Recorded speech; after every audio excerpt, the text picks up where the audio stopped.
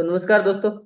आप सभी का भी राजभाषा के प्लेटफॉर्म पर स्वागत है। बेसिकली हम आज इस सेशन में बात करने वाले हैं कि हमें जो आगामी आने वाला प्रीलिम्स है उसके लिए कैसे तैयारी करनी है और हमें किस किस सेक्टर में काम करना है, सिलेबस क्या है और रीजनिंग और इंग्लिश का सिलेबस हम डिफाइन करेंगे। और जो जीए का सिलेबस है उसमें सिर्फ हमें करंट अफेयर का लिए मैं कहता हूँ और दो तीन एक्ट बताता हूँ, वही करने होते हैं लगभग। कि जीए की अगर बात करते हैं तो उसमें हमें पिछले 6 महीने के करंट अफेयर करने पड़ते हैं। और अगर मैं बात करूं जो तीन एक्ट, एक तो होता है बैंकिंग रेगुलेशन एक्ट 1949, और एक फेरा और एक फेमा, और एक आप सारफेसी एक्ट भी कर सकते हो अगर आप करना चाहें तो। ठीक है। स्टैटिक से इतना नहीं आता है, करंट से ही ज्यादा आता है। ठीक है। तो आपको वैसे और इसके अलावा अगर करना है तो आपको जो मौद्रिक इंस्ट्रूमेंट होते हैं, ठीक है, मॉनेटरी इंस्ट्रूमेंट होते हैं, जैसे कि सीआरआर है, एसएलआर है, ठीक है, रेपो रेट है, रिवर्स रेपो रेट है, तो ये आपको पता होना चाहिए। तो दोस्तों अभी मैं आपको डिटेल वाइज स्क्रीन शेयर करके दिखाता हूँ, ठीक है, कि हमें क्या चीज़ कैसे तैयार करनी है। एक मिनट, थोड़ा इसको एडजस्ट कर लेता हूँ।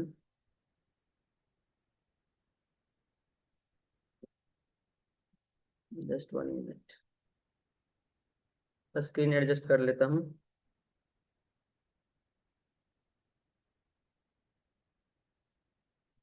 हम्म।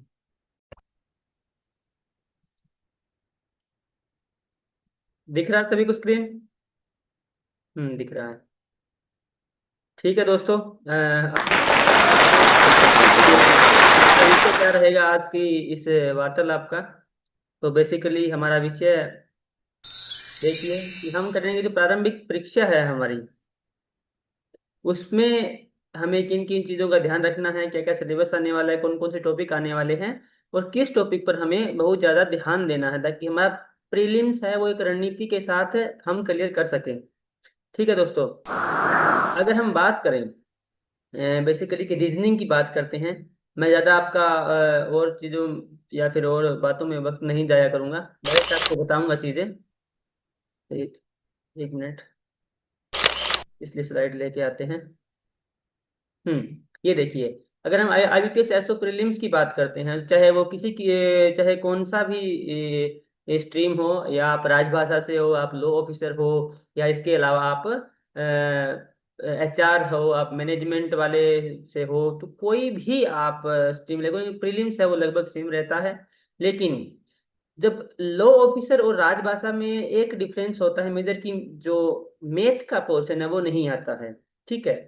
तो लॉ ऑफिसर और जो राजभाषा अधिकारी है उनका प्रीलिम्स डिट्टो सेम रहता है, वही प्रश्न आते हैं। ठीक है। और जो अदर जो एग्जाम है, जैसे कि आईपीएस एसओ, अगर हम एचआर की बात करते हैं, ठीक है, मार्केटिंग की बात करते हैं, एग्रीकल्चर ऑफिसर की बात करते हैं, तो वहां पे क्या होता है कि वहां पे आपको मैथ भी देखने को पड़ता है, देखने को मिलता है। तो अगर हम रीजनिंग सभी में सेम है, सिर्फ मैथ हमारे लॉ ऑफिसर और राजभाषा में नहीं आता है। तो हम रीजनिंग के सिलेबस की बात करते हैं। तो ये देखिए, रीजनिंग में बेसिकली बहुत सारे टॉपिक है, बहुत सारा आपको बैंकिंग, अगर आप बैंकिंग पीओ की तैयारी करके आए तो आपको लगभग ये टॉपिक आपने कर लिए होंगे। अगर आप नए हो तो मैं आपको बताऊंगा कि आपको कौन कौन से टॉपिक किस तरीके से तैयार करने हैं। देखिए, बैंकिंग की रीजनिंग अगर हम बात करते हैं तो वो एसएससी और जो नॉर्मल छोटे एग्जाम होते हैं हमारे, जैसे स्टेट का कोई कॉम्पिटिटिव एग्जाम है, ग्रुप सी का है, ग्रुप डी का है, तो उससे थोड़ा डिफरेंट होता है। ठीक है। आपको एनालिटिकल थोड़ा सा अपने माइंड को प्रिपेयर करना पड़ता है, आपको अपनी ओर से विश्लेषण निकालने पड़ते हैं, तभी आपकी इसमें जो तार्किक क्षमता है वो बन पाती है। अगर मैं इसमें बात करूं कि इनपुट आउटपुट, ये टॉपिक बहुत सारे लोगों को समझ नहीं आता है कि इनपुट आउटपुट क्या है। ठीक है। अगर मैं सीधा किसी को कह दिया, जाओ आप बैंकिंग के सिलोग कर लो, नहीं आपको समझ आएगा कि कैसे करने हैं। ठीक है। तो इसके लिए आपको प्रॉपर एक जब ये सिलोग है, सिलोग के प्रश्न भी बहुत सारे प्रकार से आते हैं। ऐसा कभी नहीं होता है कि सिलोग एक ही प्रकार के प्रश्न देगा। रिवर्स सिलोलिज्म पूछेगा आपसे, ठीक है, कोडेड सिलोलिज्म पूछ लेगा, ठीक है, इन इक्वलिटी कोडेड आती है, इनकोडेड आती है।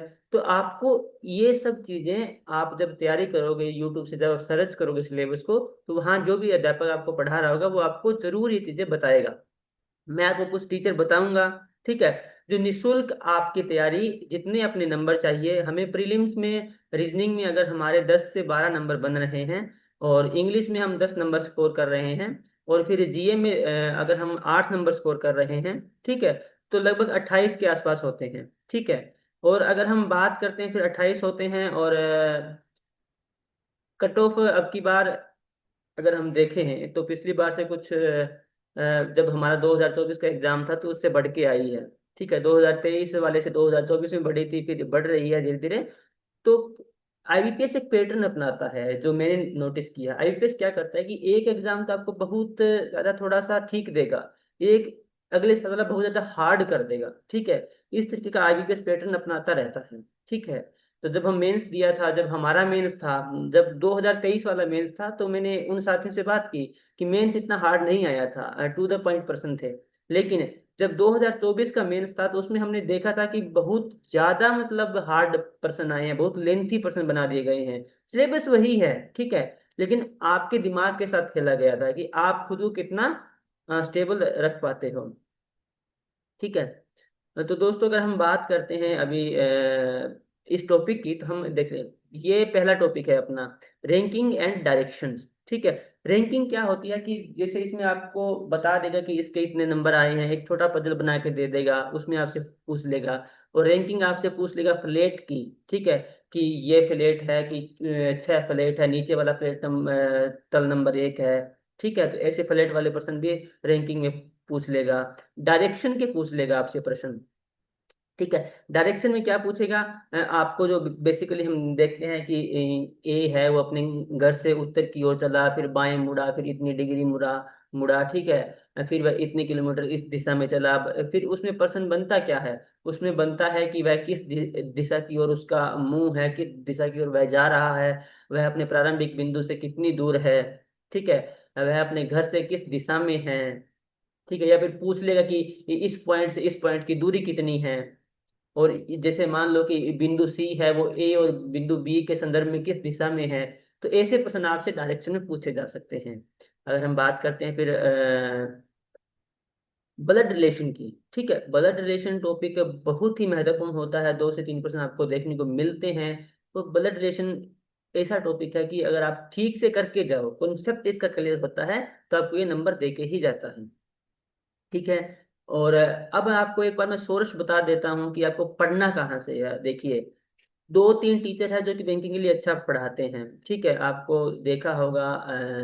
एक तो संजय सर हैं, ठीक है, और एक टीचर है, मैं उनका नाम भूल रहा हूँ, ठीक है। एक संजय है, उनका चैनल है I think the art of reasoning, वो अन अकेडमी पे भी पढ़ाते थे, और अभी पिछले कुछ समय से यूट्यूब पे भी पढ़ा रहे हैं। तो मैंने उनसे पढ़ा था, संजय सर से, उनका चैनल का नाम है द आर्ट ऑफ रीजनिंग, ठीक है। आपको वहां से कर लेना, हर एक टॉपिक के बारे में आपको खुल के जानकारी मिलेगी, हर एक सेशन मिलेगा आपको। वो क्या करते हैं, वो आपको कॉन्सेप्ट सिखाते नहीं हैं, वो कॉन्सेप्ट के साथ आपको वो प्रॉपर उसका इम्प्लीमेंटेशन सिखाते हैं। आपको जो पर्सन है वो सोल्व करके दिखाते हैं स्क्रीन पे, और आपसे करवाते भी हैं, आपको टाइम देते हैं, ठीक है। तो उस तरीके से आप तैयारी करोगे तो आपका अच्छे से रीजनिंग तैयार हो जाएगा। अच्छा, हमने ब्लड रिलेशन बता दिया, सिलोजिज्म बता दिया, इनइक्वलिटी बता दिया, ठीक है। और इनइक्वलिटी में क्या होता है कि आपसे पूछ लिया जाएगा कि आप ये इसमें इतना अंतर है, आप बताइए कि इसमें कौन सा सही है, ठीक है। और आपको कुछ वो कोड दे देगा, ठीक है, कि इस कोड का बताइए कि इसके साथ क्या संबंध है। जैसे कोडिंग डिकोडिंग होता है, ठीक है। कोडिंग डिकोडिंग में हमें क्या करना पड़ता है कि हमें देता है कि इस कोड का क्या मतलब होता है, ठीक है। ऊपर एक वाक्य दिया है, इंग्लिश का वाक्य होता है, उसके नीचे कुछ कोड दे देता है। फिर ऐसे 3-4 वाक्य देता है, उसमें कुछ शब्द मिलते जुलते होते हैं। फिर आगे जाके वो आपसे पूछता है कि हमें, वो अपना एक वाक्य बनाता है उन्हीं शब्दों के अंदर से, बताओ कि इसका कोड क्या होगा। यानी कि वो कोड हमें डिकोड करके बताना है, उसको हम कोडिंग डिकोडिंग कहते हैं। लॉजिकल एंड क्रिटिकल रीजनिंग क्या होता है, लॉजिकल एंड क्रिटिकल रीजनिंग है, उसमें क्या दिया होता है, उसमें कुछ कथन दिए गए होते हैं, कुछ तर्क दिए गए होते हैं, उसका हमें कारण देखना पड़ता है, उसके पीछे की सोच हमें देखनी पड़ती है कि हाँ, अगर उस कहने वाले ने ये बात कही है तो उसने क्या सोच कर कही होगी, ठीक है। उसको पूर्व धारणा कहते हैं। ऐसे प्रश्न यूपीएससी के प्रीलिम्स में भी, प्रीलिम्स का जो सी सेट का पोर्शन था उसमें भी आते हैं।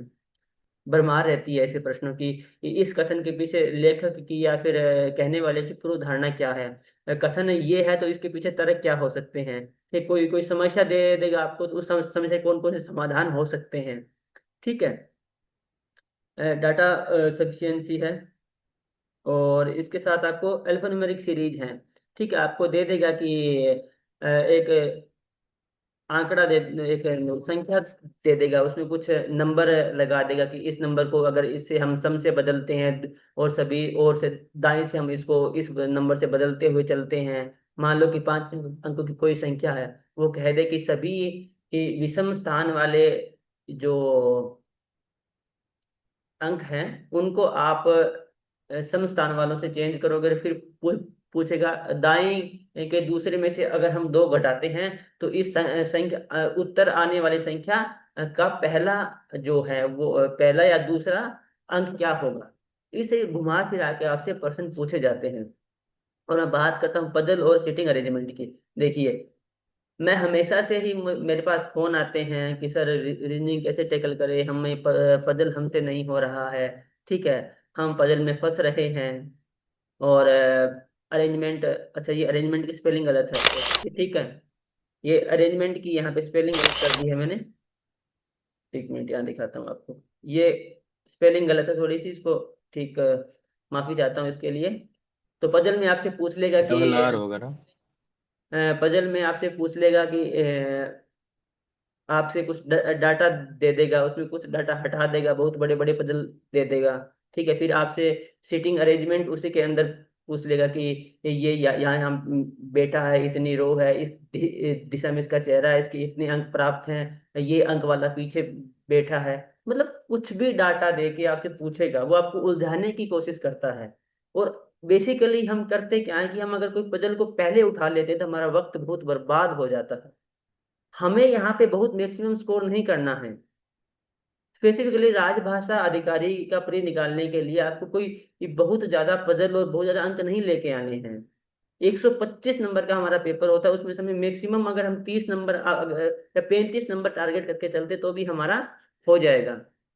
1 मिनट रुकिए, थोड़ा सा इसमें नेटवर्क अनस्टेबल बता रहा है ये। हाँ, अब ठीक है। ठीक है, अगर हम ये आपको समझ आ गया होगा। ठीक है, और जो हमारा ग्रुप है उसमें मैं इसके प्रश्न भी डाल दूंगा। ठीक है, सैंपल प्रश्न डाल दूंगा कि ये सैंपल क्वेश्चन है कि इससे ऐसे ऐसे प्रश्न आ सकते हैं।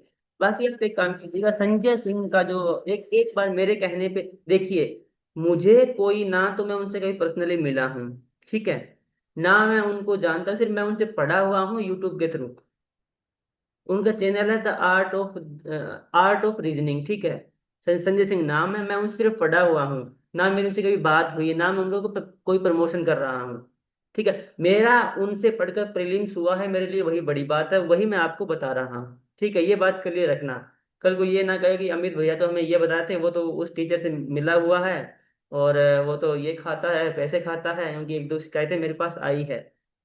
ठीक है, तो लेकिन मुझे उनसे फर्क नहीं पड़ता, आपका सिलेक्शन मेरे लिए मायने रखता है। आपका सिलेक्शन मेरे लिए मायने रखता है, आप सिलेक्शन लीजिए।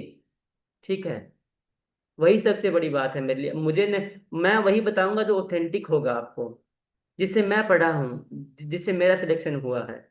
ठीक है। हाँ, मैं ये नहीं कहता कि बाकी जो टीचर्स हैं और वो सही नहीं पढ़ा रहे हैं, बहुत अच्छा पढ़ा रहे हैं, लेकिन मैंने एक ही टीचर को पकड़ा और उस पे मान लो कि मैंने अंधविश्वास ही किया था, या मुझे यही करना है, इतना ही करना है। और मैंने अपनी रणनीति खुद बनाई थी कि मुझे इतने नंबर स्कोर करने हैं, मुझे ये पर्सन अटेम्प्ट करने हैं। मान लो मैंने क्या किया, मुझे इनपुट आउटपुट नहीं आता था, आज भी नहीं आता है। मैं इसमें कोई वो घर अपने सर पे वो पगड़ी नहीं बांध, मुझे ये सारे टॉपिक आते नहीं आते भाई। मैंने पजल और सिटिंग अरेंजमेंट नहीं पढ़ा है, सिटिंग अरेंजमेंट मेरे को थोड़ा आता है, पजल मेरे को हो रहा है वो नहीं आते हैं। ठीक है, मुझे इनपुट आउटपुट मैं ये पसंद नहीं करता हूँ, लेकिन ये इतने ज्यादा मुश्किल नहीं है, लेकिन मैं नहीं करता हूँ, टाइम बहुत जाता है मेरा इसमें। ये आते हैं लेकिन मैं इतना नहीं करता हूँ इनको।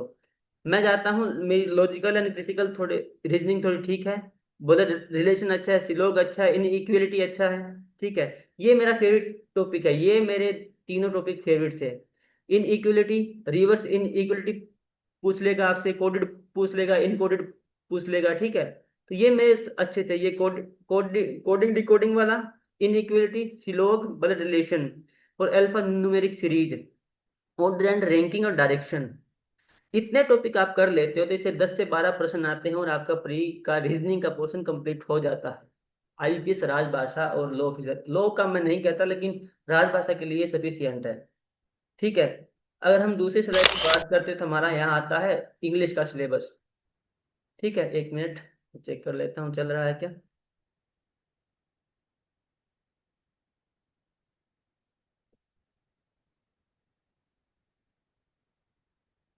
एक मिनट रुको। हम्म, ठीक चल रहा है। ईडीएम फ्रेजेस नहीं आती है यार क्या इसमें? क्या? EDM phrases.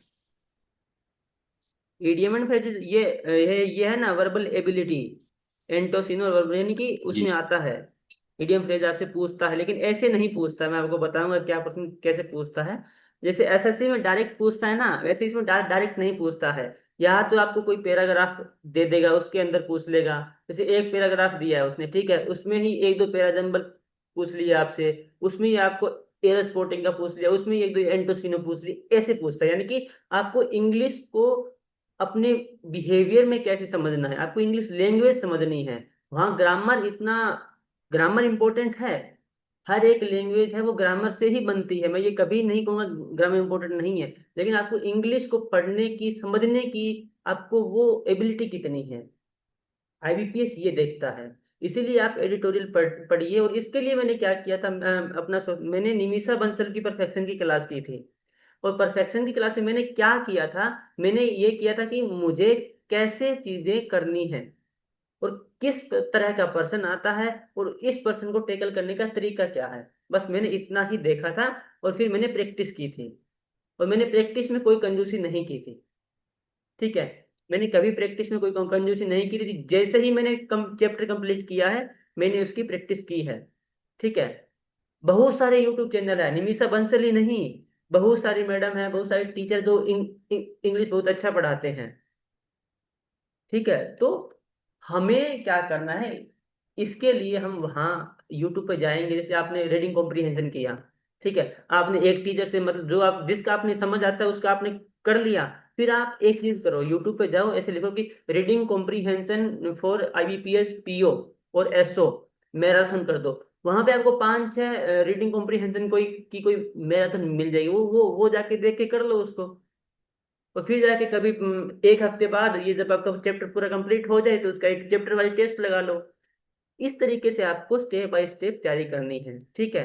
एक दिन में आप पूरी इंग्लिश लैंग्वेज का जो ये सिलेबस है नहीं समझ सकते हो। अब हम बात करते हैं इस पे कि इंग्लिश लैंग्वेज का सिलेबस कैसे है। Reading comprehension. रीडिंग कॉम्प्रीहेंशन में क्या होता है कि जैसे बेसिकली आईबीपीएस अच्छे खासे बड़े रीडिंग कॉम्प्रीहेंशन देता है। और ये नहीं है कि सिर्फ बैंकिंग से ही देगा, अलग अलग सब्जेक्ट से वो दे सकता है। जैसे कि कोई उसने हिस्टोरिकल सब्जेक्ट पे दे दिया, साइंटिफिक पे दे दिया, या फिर इकोनॉमी का कोई पैसेज जो रीडिंग कॉम्प्रीहेंशन के लिए दे दिया। ठीक है।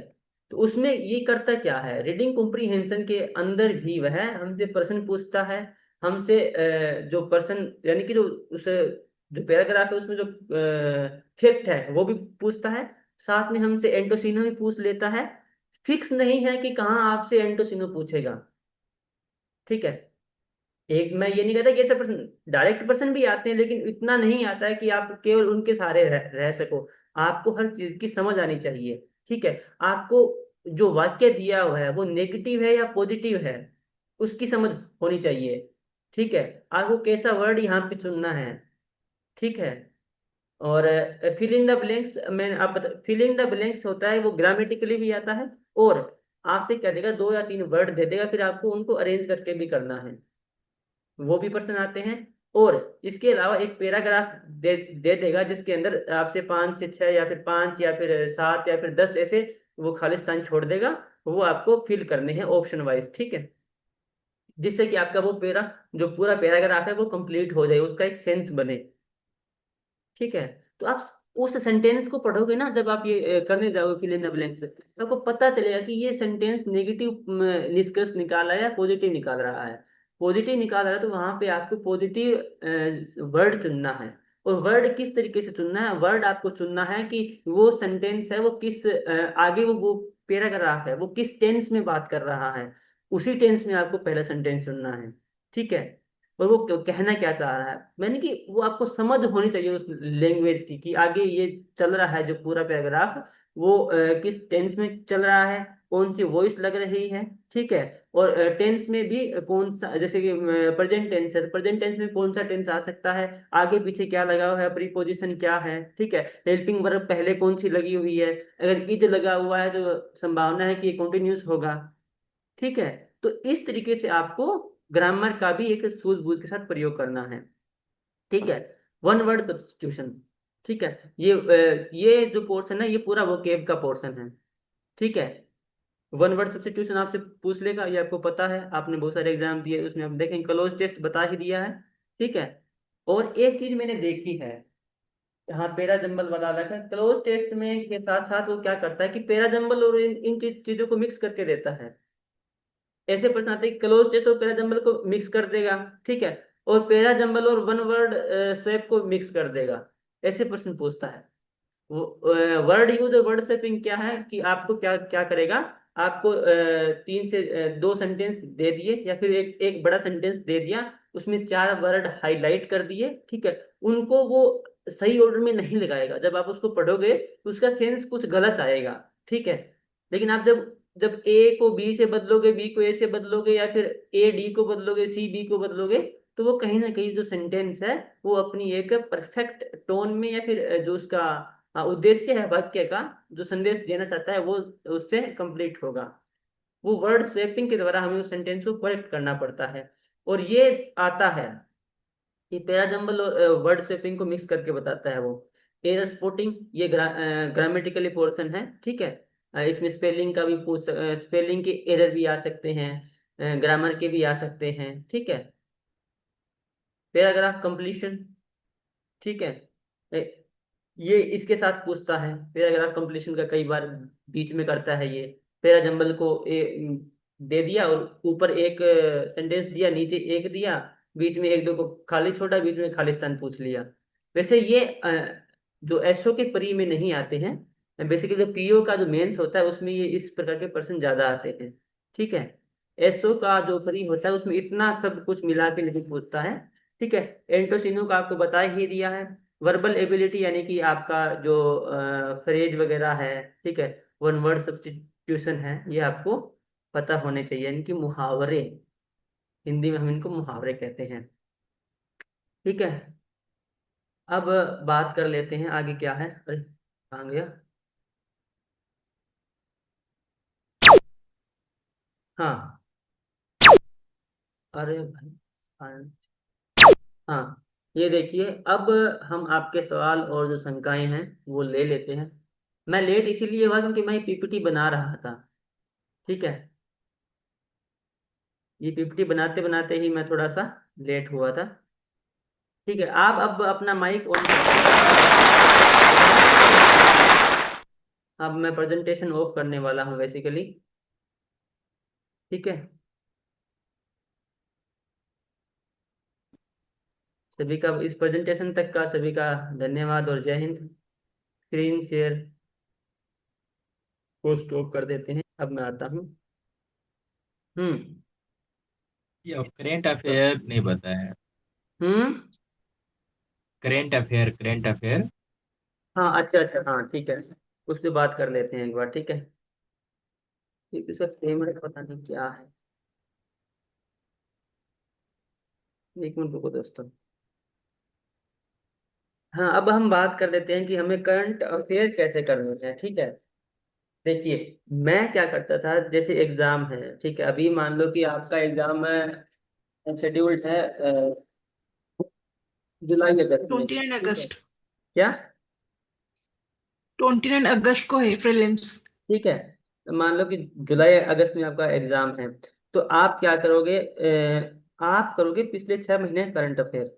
तो करंट अफेयर किस चीज़ का करना है ये ध्यान रखना। ठीक है। राष्ट्रीय मुद्दे आप अखबार वगैरह पढ़ोगे तो आपको समझ में आएंगे। ठीक है। लेकिन फाइनेंशियल मुद्दे आपको समझ में नहीं आएंगे। इसीलिए जो ये परचम क्लासेज है या फिर कुछ एक दो और यूट्यूब चैनल है जो कि डेली करवाते हैं, अभी से अगर आप दूसरे महीने से या पहले महीने से करोगे कुछ हैं जो वीकली अपनी क्लासेस डालते हैं यूट्यूब पे, ठीक है। कुछ है जो वीकली डालते हैं, कुछ डेली डालते हैं, और उनके टेलीग्राम चैनल पे आपको पीडीएफ भी मिलती है, ठीक है। तो हमें क्या करना है, हमें बस रेगुलरिटी के साथ हमें वो चीजें करनी है, इतने से हमारा फिर हो जाएगा।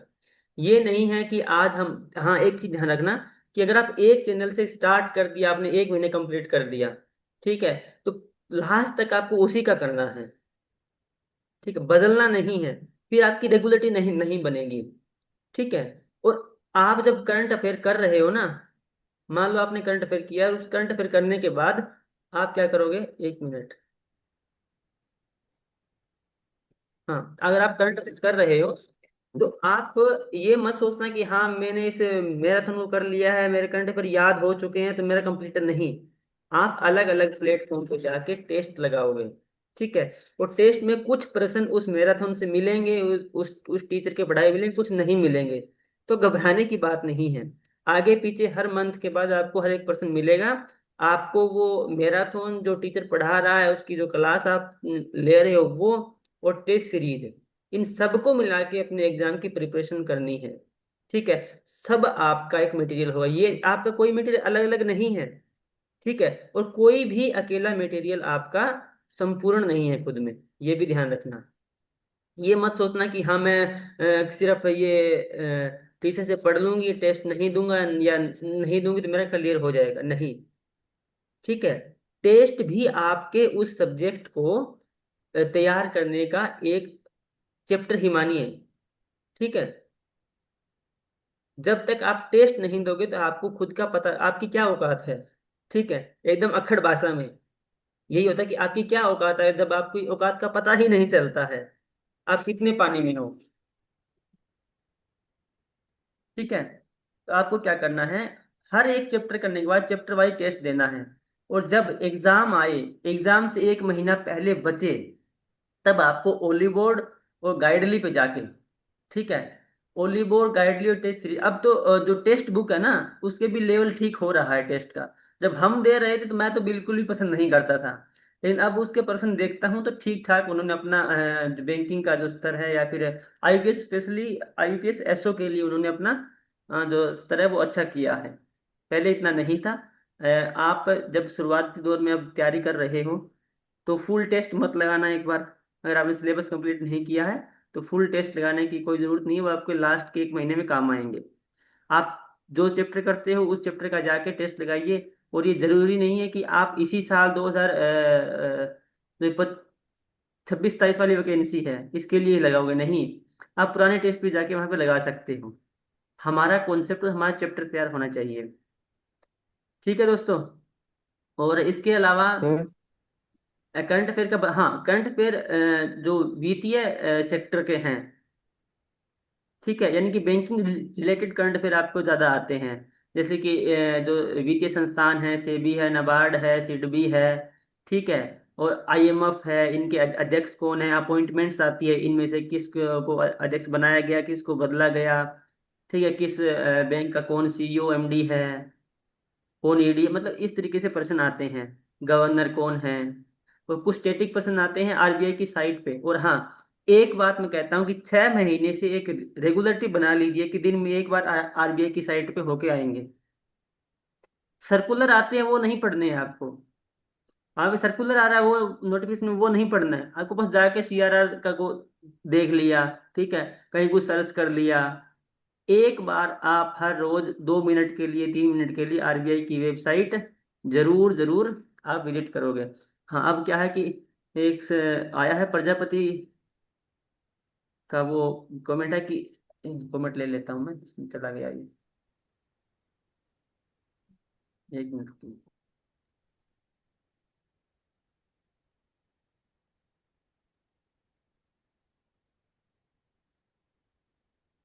कमेंट देखिए कि ये ओप्पो है, इन्होंने कहा है कि प्री और मेंस का प्रिपरेशन अभी इक्वल इक्वल तैयारी करें क्या। हाँ देखिए, अभी 1 महीने आप और दोनों को इक्वल लेके चला सकते हो, ठीक है।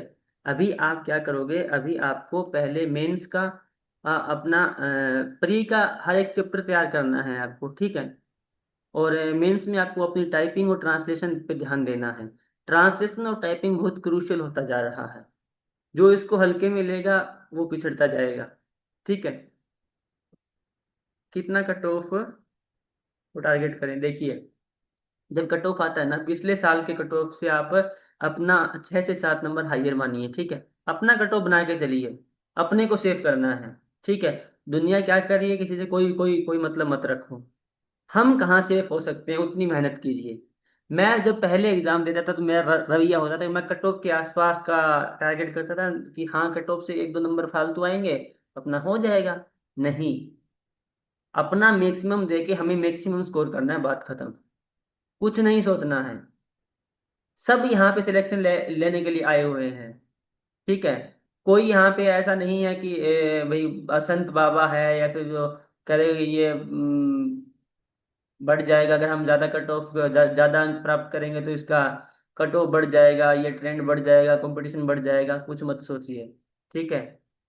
आज जो जमाना है, ठीक है, आज जो चल रहा है, आज 21वीं सदी का जो ये युग चल रहा है, इसमें आप अपने आप को बेहतर, एक कॉम्पिटेटिव समाज है, कॉम्पिटेटिव दुनिया है, इसके अपने आप को बेहतर साबित कीजिए। ठीक है। दिन ब दिन प्रतियोगिता बढ़ती जा रही है, खुद का 100% दीजिए। ठीक है। सर। एक मिनट, एक मिनट रुकिए। कितना कट ऑफ, ठीक है, एमए सेकेंड ईयर वाले 2026 वाले फॉर्म फिल कर सकते हैं क्या? देखिए, एमए सेकेंड ईयर में आप हो और आपका अगर चौथा सेमेस्टर चल रहा है, और जब 20 तारीख अगर उसकी है, और उसमें जो क्रूशियल डेट दिया हुआ होगा नोटिफिकेशन में, उससे पहले आपका रिजल्ट आ जाता है तो आप एलिजिबल हो जाओगे। लेकिन तैयारी रखिए। ठीक है। तैयारी रखिए, क्या पता आपका रिजल्ट पहले आ जाए, जुलाई में आ जाए, आपका जुलाई अगस्त की शुरुआत में आ जाए, नोटिफिकेशन के साथ ही। क्या पता आप एलिजिबल हो जाओ, तो तैयारी रखिए। ठीक है, वरना तैयारी कभी खराब आपका निराश नहीं करेगी। बहुत सारे और इंस्टीट्यूट के भी, या फिर जैसे सिडबी वगैरह है, अभी इस सेबी का निकला हुआ था, ओआईसीएल का एग्जाम चल रहा है, सेबी का चल रहा है। ठीक है, अभी आरबीआई का नोटिफिकेशन आ चुका है। ठीक है। तो इन चीज़ों की आप तैयारी रखिए। टाइपिंग के संबंध में प्रकाश डालिए सर। टाइपिंग का क्या है कि टाइपिंग बाबा नाम से एक वेबसाइट है, उस पर जाके अपना बेसिक, अपने जो उंगलियां हैं उनको टिकाइए। ठीक है। आराम से उसकी जो चैप्टर है वो कीजिए। निशुल्क है वो। इंस्क्रिप्ट से कीजिए, क्योंकि वो थोड़ी आसान है रेमिंगटन से। और जब आप टिकाऊ उंगलियां 10 दिन में 20 दिन आपको सारी की याद हो जाएंगी, 10 दिन में, फिर आप अपना लेंथ, टाइपिंग और स्पीड पे काम कीजिए। ठीक है। अगर आप अब सर से मैं हर रोज आधा घंटा, मतलब मैं कहता हूँ 40 मिनट, 20 मिनट या 15 मिनट इंग्लिश को, और 25 मिनट हिंदी को टाइपिंग का दे रहे हो, तो आप एक अच्छे कॉम्पिटिटर बन जाओगे। ठीक है। अच्छे एस्पिरेंट बन सर मैं जाओगे। टाइपिंग के पर्सपेक्टिव से पूछा था आपसे, मैं सिद्धांत बोल रहा हूँ। सर मेरे को अभी सेबी मेंस देना था, और मेरी अभी हिंदी में टाइपिंग स्पीड 13 वर्ड पर मिनट, हाँ, और इंग्लिश की 50 है। मैंने आपका देखा था प्रशांत, मैंने आपका मैसेज देखा था। इस पे जी जी हमारी जी। बात भी हुई थी पहले, पता है आपको? नहीं नहीं सर, मैं 4 दिन पहले ही ग्रुप ज्वाइन किया। देखिए, आपकी इंग्लिश की अच्छी है। ठीक है। तो आप जी एक जी काम कीजिएगा, आप इंग्लिश वाले टाइपिंग में अपना समय बचाने की कोशिश कीजिएगा। ठीक है। जी जी जी और वो हिंदी वाली थोड़ी आपकी कम है, तो उसको जब तक एग्जाम है तब तक और बेहतर कीजिए। ठीक है। अगर वो 15 के जी जी। आसपास है ना आपकी, 13 13। तेरह है, तो उसको 17 तक, 17-18 तक लेके जाइए, धीरे धीरे धीरे। ठीक है, थोड़ी और मेहनत कीजिए, जी जी हो जाएगा। जी जी जी ठीक है। जी जी। Thank RBI you sir. में कहाँ पर, आरबीआई में कहाँ पर देखें? अरे उनका पेज होता है ना, आरबीआई का। और टाइपिंग बाबा से कीजिए, हिंदी टाइपिंग। ठीक है। आरबीआई की वेबसाइट पे जाइए, उनका मेन पेज विजिट कीजिए, क्या चल रहा है, उसके अबाउट में पढ़ लीजिए। अबाउट का सेक्शन सेक्शन होता है ना, अबाउट अस का होता है, उसमें जाइए, कब स्थापना हुई, वो पूरा आपको दिया हुआ होगा वहां पे। ठीक है, उसकी चिंता मत कीजिए। इंग्लिश का जो वर्बल एबिलिटी का क्वेश्चन किस टाइप का आएगा? अरे वही वर्बल एबिलिटी, मतलब कि वोकेब वगैरह, वो इसको कोई वोकेब कह देता है, कोई वर्बल एबिलिटी कह देता है। जो बैंकिंग अवेयरनेस है, history of banking, type of banks, ये सब भी पढ़नी है क्या? इतना नहीं आता है डीप। बेसिकली रेगुलेशन एक्ट वगैरह पढ़ लीजिएगा थोड़े बहुत। इतना डीप में नहीं पूछता है वो, आईपीएस से पीओ के मेंस में पूछता है। ठीक है। सर मैं इंग्लिश को कैसे अप्रोच करूं? मैं लास्ट ईयर एग्जाम दिया था, मेरा रीजनिंग और करंट अफेयर में ठीक मार्क्स थे, लेकिन इंग्लिश में ना बहुत कम नंबर थे। इंग्लिश में मैंने यही कहा है कि पर्सन को देखिए किस प्रकार का आ रहा है, वो निमिषा बंसलवाड़ी मैडम वाली क्लास कीजिए, ठीक है। मैं किसी का प्रमोशन नहीं कर रहा हूँ, जी मैं सिर्फ आपका सिलेक्शन चाहता हूँ, मेरा उस वजह से हुआ है। मेरे ही दो, जैसे मैं आपकी हेल्प कर रहा हूँ, मेरे दोस्तों ने मुझे बताया था जो बैंकिंग की तैयारी कर रहे थे कि ये मैडम है, या फिर बहुत सारे टीचर ऐसे, अभी तो वो पैटर्न समझ में आ रहा है सबको, सभी टीचर ऐसे करवा रहे हैं आपको, ठीक है। तो आप जाइए, सर्च कीजिए और एक एक दो टीचर को पकड़िए और उनसे कीजिए, ठीक है। कम से कम थोड़ा धैर्य रखिए कि आप 10-15 दिन उस चीज को दीजिए, आपके नंबर बढ़ने लग जाएंगे, ठीक है। और अपनी वोकेब की एक नोटबुक बनाइए। जब आप ट्रांसलेट कर रहे हो, ट्रांसलेशन कर रहे हो, तो उसकी भी अपनी एक जो शब्द की एक नोटबुक है, वो बनाइए, उसको रोज पढ़िए उठ के सुबह सुबह। मैंने एक डायरी तैयार की थी बकायदा, जब मैं ट्रांसलेशन करता था, तो मैं एसएससी और इन दोनों की तैयारी एक साथ कर रहा था। जी और सर। कोई बताइए अपना सवाल।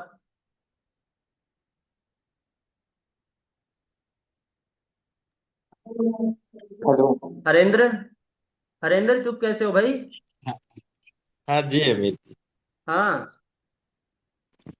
ये एक बैंकिंग अवेयरनेस के बारे में आप थोड़ा बताइए, नहीं सुन बैंकिंग पाए थे। बैंकिंग अवेयरनेस का बता दिया हरेंद्र की, पिछले 6 महीने का कंठ पे रट लो, ठीक है, घोट लो उसको, जी ठीक है। और एक वीडियो को आप है ना, अगर मैं आपको बताता हूँ कि एक वीडियो है ना कोई, उसको एक बार करने से नहीं